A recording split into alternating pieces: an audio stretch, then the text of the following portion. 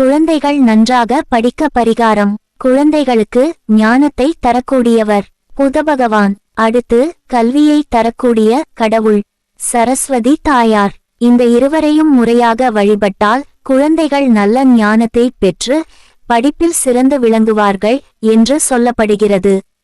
சரஸ்வதி தாயார் படம் குழந்தைகள் படிக்கும் அறையில் எப்பொழுதும் மாட்டி வைக்க வேண்டும்.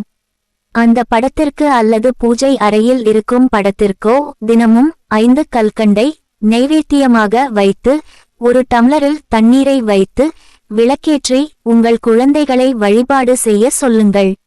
இந்த மந்திரத்தை 108 முறை சொல்ல வேண்டும். மந்திரம் ஓம் ஐம் சரஸ்வதியை நமஹ. அதன் பிறகு அந்த கற்கண்டை பிரசாதமாக குழந்தைகளை உண்ண சொல்லுங்கள். இந்த வழிபாட்டை தினமும் செய்ய வேண்டும். சரஸ்வதி தாயாருக்கான நட்சத்திரமாக அஸ்வினி நட்சத்திரம் கருதப்படுகிறது.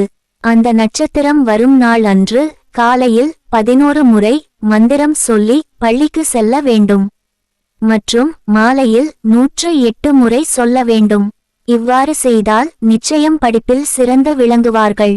இதேபோல் புதன்கிழமையில் பச்சை பயிரை வேக வைத்து பெருமாள் கோவிலில் தானமாக கொடுக்க வேண்டும்.